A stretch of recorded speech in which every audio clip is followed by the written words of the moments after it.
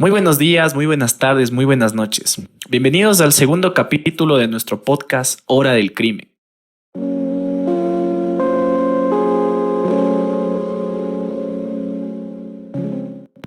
Tenemos la invitación que le hemos dado a nuestro querido Joel, que estuvo en el primer capítulo de nuestro podcast, aquí presente. Y bueno, ¿cómo te encuentras, Joel, el día de hoy? Un saludo a todos. Me encanta estar aquí en el segundo capítulo. La verdad, un honor estar participando con ustedes y a toda esa gente hermosa que nos está escuchando. A seguir adelante, obviamente. Me siento espectacular. Nos alegramos bastante que estés aquí con nosotros. Bueno, el día de hoy hablaremos de una nueva noticia. Y bueno, nos cabe recalcar que hablaremos obviamente ahora de otro lugar situado aquí en Ecuador. El anterior capítulo hablamos en Manta. Hoy nos ubicaremos en el epicentro en donde sucede la mayoría de las noticias en donde se presentan casos violentos. Hablaremos de Guayaquil. Se presentó un caso que nos llamó bastante la atención. Sujetos armados entraron vestidos como militares y ejecutaron a dos presuntos líderes de la banda de los Tiguerones Fénix en un ataque que se llevó a cabo frente a una menor de edad. Para rematar, es la hija de una de las personas que fue víctima. Las posibles motivaciones, según las investigaciones que realizamos, es que se apunta que esto es un ajuste de cuentas entre las bandas como móvil del crimen. Este hecho está relacionado con la lucha por el control territorial y las operaciones ilícitas. Quisiéramos preguntarte, Joel, ¿qué es lo que tú opinas al respecto sobre esta noticia que te acabamos de mencionar? Claro, esta noticia impacta bastante. Estamos viendo primero cómo incluso entre bandas ya se están dividiendo. Y todo esto es por el control, por el poder, por todo lo que conlleva tener estas estructuras a pie. Entonces, obviamente, en cada organización vamos a encontrar personas que tienen el objetivo de llegar lejos, pero una de las maneras para causar un impacto al enemigo o al rival es ir por los familiares. Mira nomás. Entonces aquí vemos cómo es un mensaje muy claro. Vamos contra ti y contra toda tu familia. Esto ya se veía incluso en otros países como Colombia, como México, donde no solamente le atacan a la persona que está inmiscuida en una banda delictiva, sino que también se llega a asesinar, atentar con la vida de personas, familiares, amigos, etcétera, que por así decirlo forman parte del círculo social de esta persona que sí está inmiscuida en bandas delictivas. ¿Tú consideras, Joel, que las bandas, basándonos un poco, como mencionaste a Colombia, ¿tú consideras que las bandas actuales están basándose un poco en el modus operandi que tenía el cartel de Medellín con Pablo Escobar? Claro, en cierto modo puede ser que sí, pero hay que entender que todo evoluciona, ¿no? Así como la ciencia evoluciona, pues también las mañas delictivas van evolucionando, ¿no? Van promoviendo nuevas estrategias. Por ejemplo, el ir a amenazar a personajes públicos, ¿no? A entidades. Ya se lo veía en la época de Pablo Escobar, un control absoluto. Tú como Estado no me vas a controlar a mí, yo te controlo a ti, yo controlo a la policía, yo controlo al ejército, yo controlo a los fiscales, yo controlo a los jueces. Entonces prácticamente esto ya se veía desde la era de Pablo Escobar. Pero mira, lo que tú acabas de decir también es interesante porque no solamente vemos la mezcla de Colombia, sino vamos a ver unas mayores características de México. Ojo con eso. ¿Por qué te digo esto? Porque ¿quién está detrás de estas bandas delictivas en el Ecuador?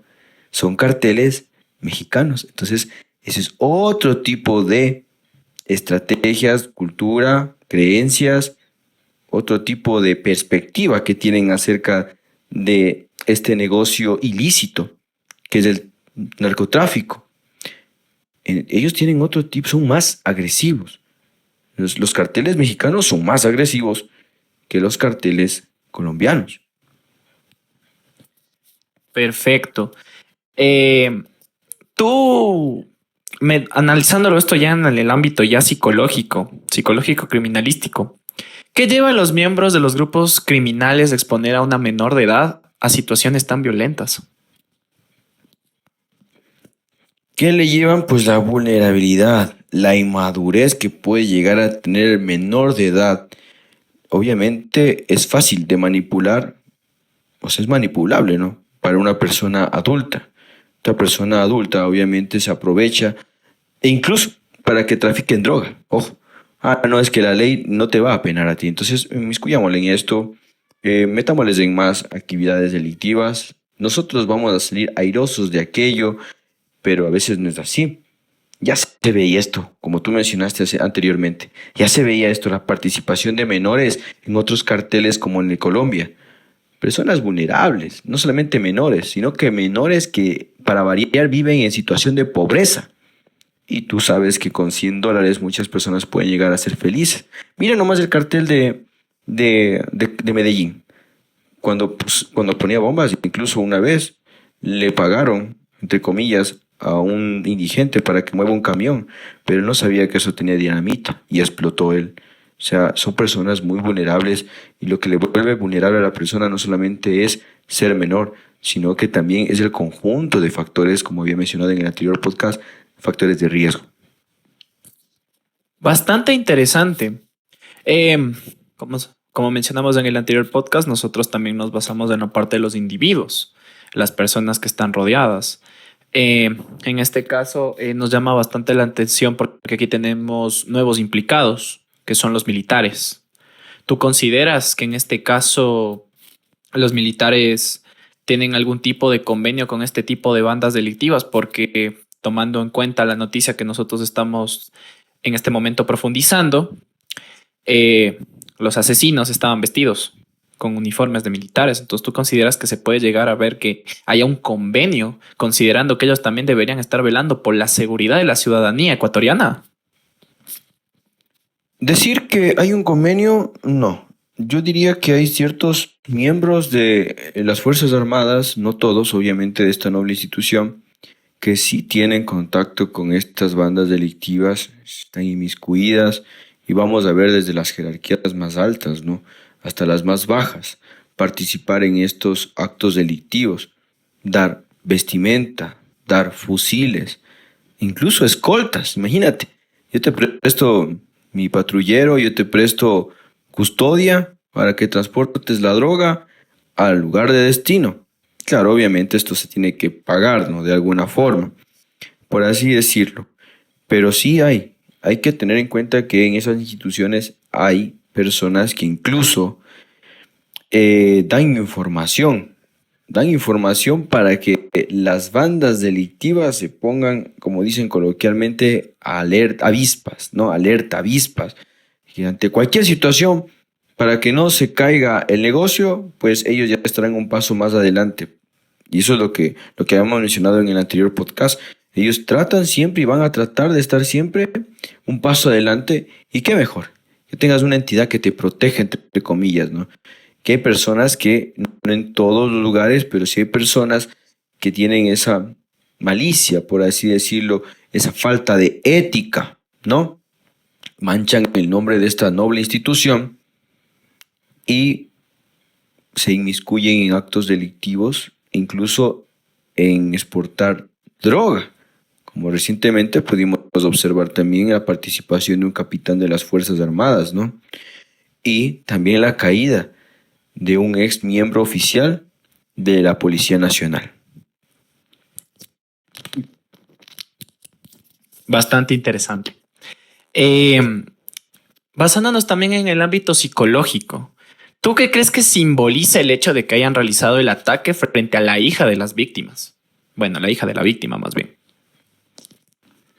El hacer el ataque, obviamente, tengo el poder absoluto, tengo el control absoluto.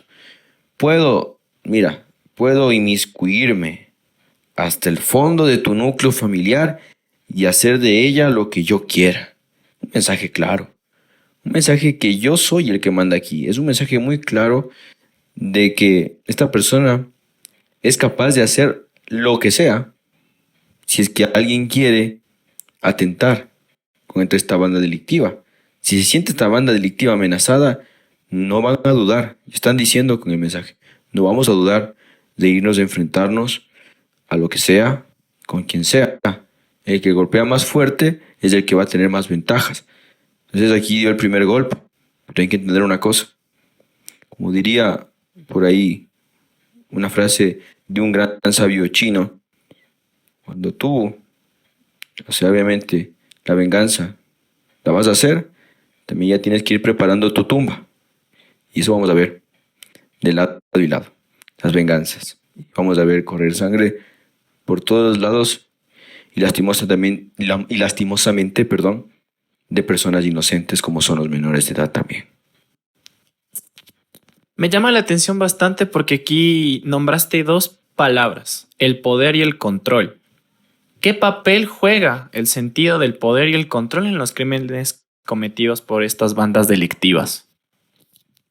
Eso es lo primordial, pues, tener el control absoluto de la venta de estupefacientes, el control absoluto de los lugares, por así decirlo, precisos para poder llevar a cabo su negocio ilícito. Ya, o sea, obviamente ellos van a apuntar a eso. Pero, ¿qué pasa? Cuando hay muchas divisiones, hay más peleas por el poder. Y a la final podemos observar que sí hubo una evolución. Antes solamente eran dos bandas, digamos, contadas a nivel nacional. Pero por el poder, porque ya no hay un líder como tal, se divide en las bandas. Entonces cada quien reconocerá a su líder. Pero se logra ver que aún así hay divisiones y subdivisiones, etcétera, porque hay un inconformismo, porque incluso entre ellos están batallando, se batallan entre ellos, hay traiciones entre bandas también. Entonces, el tener el control te permite a ti ser más poderoso, tener contactos con autoridades, tener las rutas necesarias, tener la facilidad de llevar tu negocio, no solamente de una manera nacional, local, sino internacional. Tienes los contactos precisos, los más fuertes, te da más poder. Entonces, obviamente apuntan estas bandas a ello y tratarán de eliminar a todo aquello que esté o que se interponga en el camino. Entonces podríamos considerar la siguiente hipótesis que voy a mencionar a continuación. Se han presentado casos en donde ya en este caso, los criminales han llegado a obtener el capital necesario, el territorio, han llegado a obtener casi todo. ¿Por qué querer continuar con estos actos? ¿Por qué querer seguir atacando a la ciudadanía en este caso? Hay que tomar en cuenta que si bien es cierto, la hija de uno de estos, de la persona afectada que vio el acto, puede estar traumatizada en este momento por esta situación que está viviendo. Pero podríamos considerarlo que mediante sus, por así decirlo, una terminología, ellos considerarán que esto fue como un daño colateral por lo que están haciendo al traumatizar a esta menor de edad que es inocente. Pero bueno, continuando con las preguntas, ¿tú consideras que en este caso la menor de edad implicada llegará a replicar o tendrá comportamiento violento después del acto que terminó presenciando? Es complejo, la verdad, determinar eso. Habría que hacer una evaluación del caso porque si presenció este acto violento, no todas las personas tienen la misma respuesta, hay que tener en cuenta aquello. Por ejemplo, podría llegar a desarrollar un trastorno de estrés postraumático, digamos, ¿no es cierto? Ya, pero no todas las personas que están expuestas a estas situaciones la van a desarrollar. Ese es un punto muy claro. Sí, puede también recurrir a la venganza, ¿por qué no? Esa es otra opción, a represalias, etcétera. Pero hay que tener en cuenta, según obviamente los estudios científicos, cuando una persona está expuesta a estos actos violentos, vamos a ver no solamente afectaciones en la parte mental, sino también en las estructuras neuronales, ¿no?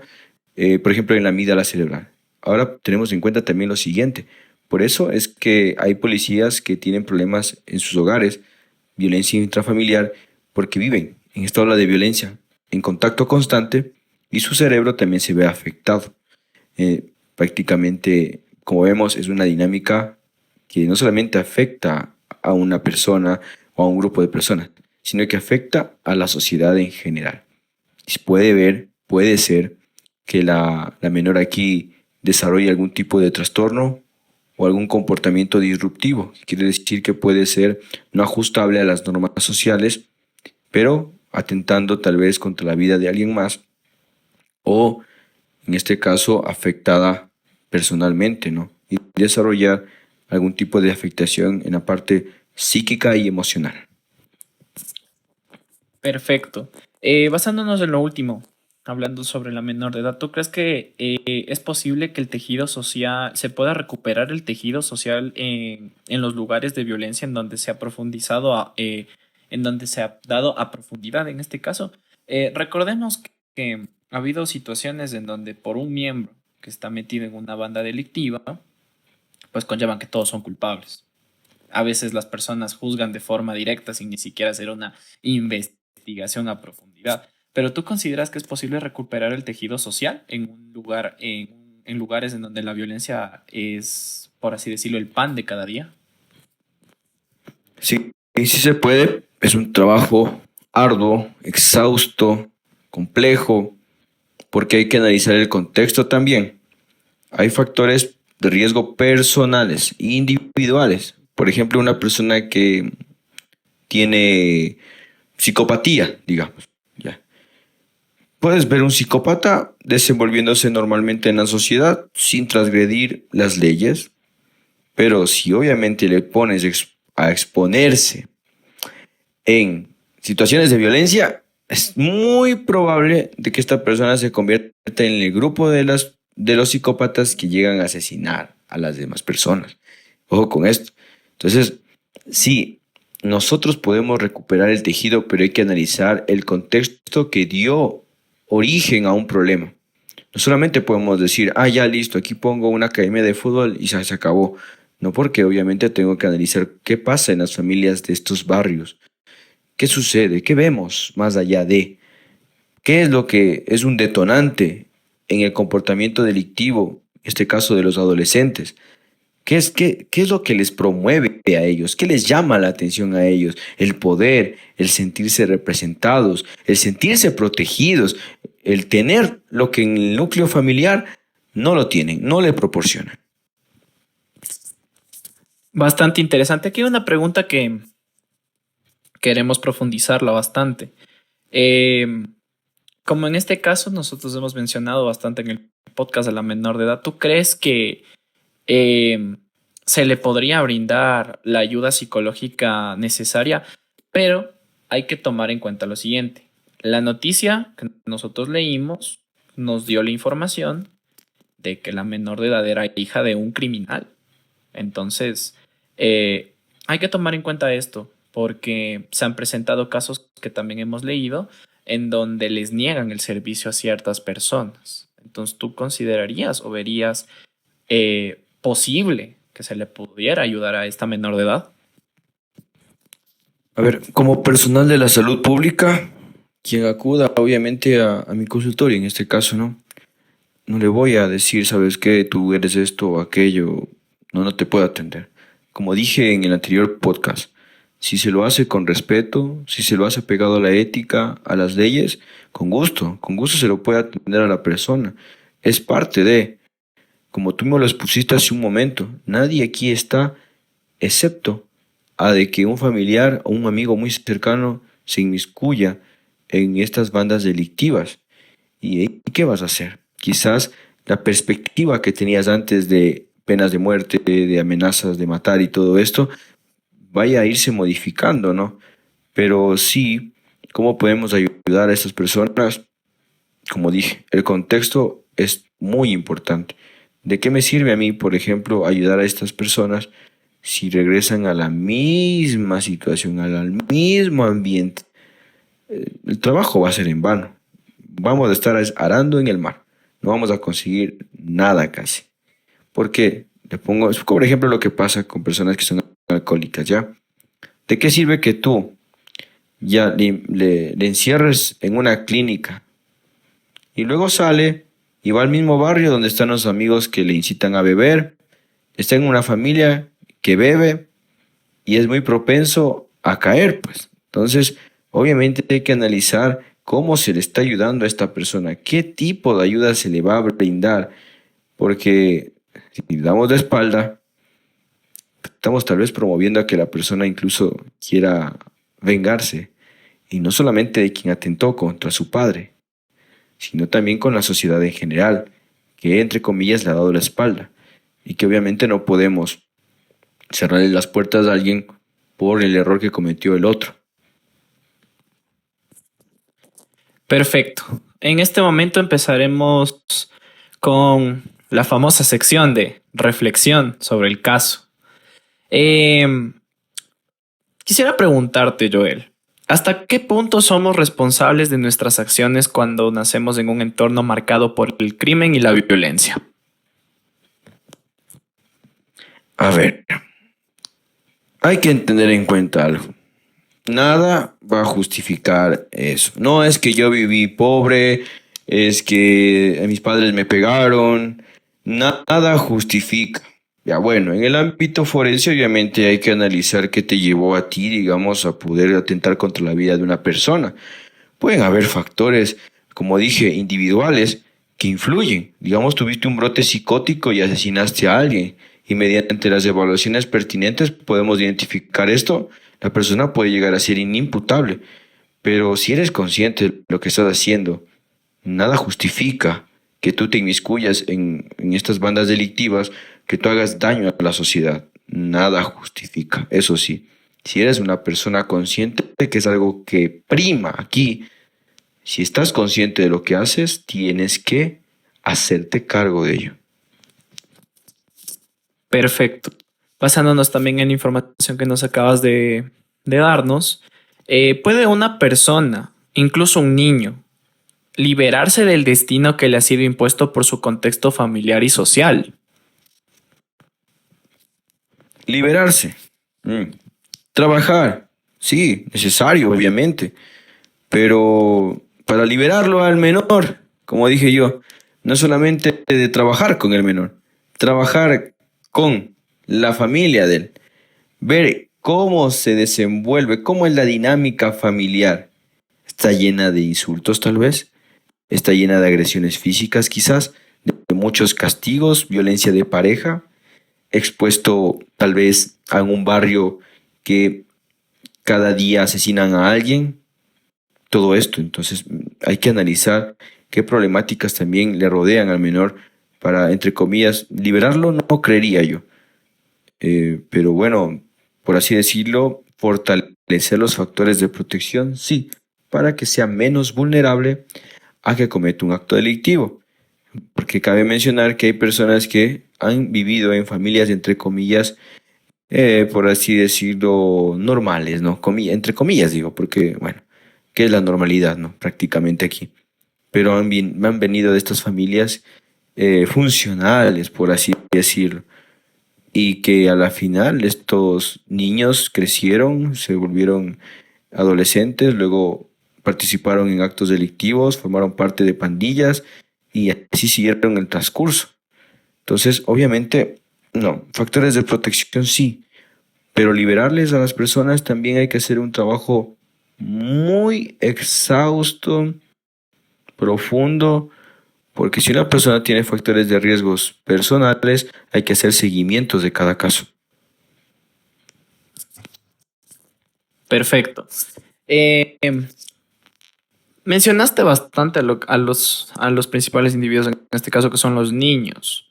¿Cómo puede una sociedad proteger la inocencia de los niños que crecen en ambientes donde la violencia es demasiado frecuente? En ese caso, pues habría que trabajar primero en la seguridad, ¿no? Porque, digamos, uno como personal de la salud trataría de ingresar a estos sectores donde la violencia está presente y ahí vamos a citar lo que pasó en el primer podcast. mira, entraron a una estructura que obviamente pertenecía a una comunidad religiosa y mataron allá a mucha gente. Entonces, si yo no doy seguridad, ¿cómo voy a dar yo una garantía para que las personas puedan promover cambios en la sociedad? Entonces, todo esto hay que ir tomando en cuenta, ¿no? De que tengo que dar la seguridad para que yo pueda desarrollar espacios psicoeducativos, talleres, trabajar con las familias, hacer todo tipo de campañas para que los menores enfoquen su atención en actividades productivas. Interesante. ¿Y tú crees que es posible restaurar la inocencia de una víctima que ha sido testigo de la brutalidad desde temprana edad? Restaurar la inocencia, ¿me podrías explicar de mejor manera a qué te refieres con ello? Por supuesto. Eh, eh, Como podemos tomar en cuenta, hay, en este caso, pues tenemos a los niños, que son personas bastante vulnerables, que a medida que crecen, pues ellos están expuestos a bastantes situaciones. Eh, es por eso nuestra pregunta, si podríamos restaurar la inocencia de una víctima, que en este caso fue testigo de una situación bastante peculiar, que en este caso fue la brutalidad del asesinato de alguien. ¿Tú consideras que se le podría restaurar a esa persona o es, por así decirlo, suena vulgar decirlo como un caso perdido? No sé cómo trabajar, pero depende de cada caso, eso sí. Toca ver con qué fortalezas cuenta también la persona, ¿no? No todos, como digo, ven a la adversidad o enfrentan a la adversidad de la misma forma. Entonces hay que analizar el contexto, ver cómo se puede ayudar a la persona en este caso. Restaurar, pues yo más bien diría aprender a vivir con ello. Ajá, prácticamente apegado al duelo como un término, ¿no? No es que listo, trabajamos y te has olvidado. No, vas a recordar las cosas, pero ya no van a tener el mismo tinte, ya no te van a llegar a afectar de la misma forma. O pueden dejarte igualmente sintomatología perdurable, pero que puede ser tratable si se hace la intervención pertinente. Perfecto. Bueno, en este momento empezaremos con la última pregunta del podcast. ¿Es posible romper este ciclo de venganza y encontrar un sistema más justo y compasivo para todos o estamos atrapados en una lógica implacable de castigo? Hay que tomar en cuenta que hemos hablado tanto de víctimas, hemos hablado también del Estado. No tomamos en cuenta a otros que son los militares, porque también ya los mencionamos aquí en el podcast, pero también son de vital importancia. Pero quisiera que me respondas esta pregunta, Joel. ¿Es posible romper este ciclo de venganza y encontrar un sistema más justo y compasivo para todos? ¿O estamos atrapados en una lógica implacable de castigo? A ver, mientras las leyes no sean o no se enfoquen en trabajar por el bienestar, por la seguridad de la ciudadanía, vamos a ver que las personas se vuelven vulnerables a caer en la venganza. Ahora, también pueden elaborar leyes eficientes, pero ya, las leyes las escribes y están en un papel. ¿Y quién se encarga de que se cumplan? ¿No es cierto? Las autoridades pertinentes. Si las autoridades pertinentes no hacen justicia, entonces las personas se van a ver desprotegidas y tienes que de alguna forma sobrevivir. Y como no aprendiste de otra forma más que atacar, entonces vas a ir por aquella vía para poder solucionar tus problemas. ¿Listo? Entonces, si la justicia no me ayudó a mí, mi modelo de aprendizaje en el exterior, por ejemplo, en la menor que estábamos hablando, me ayudó, a mí en el ambiente que yo vivía, se me enseñó que lo que tú quieres y la manera de cómo puedes tú solucionar el problema es amenazando, extorsionando o dando más miedo o matando a alguien. Entonces, como la justicia no sirvió en este momento, creo que es la forma de solucionar el conflicto, como lo hacía, digamos, entre comillas, mi padre, así, ¿no es cierto? Va a decir la persona. Así, entonces, yo también lo voy a hacer y así aprendí y así lo haré. ¿Funciona? Pues funciona. Pero ¿de qué manera, no? Transgrediendo la ley y agrediendo a los otros. Perfecto. Bueno, Joel, te agradecemos bastante el habernos visitado una vez más en nuestro podcast Hora del Crimen. Gracias por habernos ayudado a profundizar esta noticia, que es bastante llamativa porque en este caso tuvimos implicada a una menor de edad. Nada más que decirte gracias y sobre todo gracias por tu tiempo y por estar en este espacio. Igualmente, muchas gracias, Diego. Gracias a toda la producción que está detrás de este podcast, ¿no? Que es necesario resaltar el gran trabajo que hacen para poder, yo sé que de este medio pueden ayudar a muchas personas, a padres de familia, también que las autoridades las pueden escuchar, a niños, adolescentes, que sepan que estamos trabajando por estos medios, así como hay medios de comunicación que resaltan lo negativo. Nosotros también aquí no solamente nos vamos a enfocar en ello, sino también en brindar soluciones para mejorar la sociedad cada día más. Muchas gracias.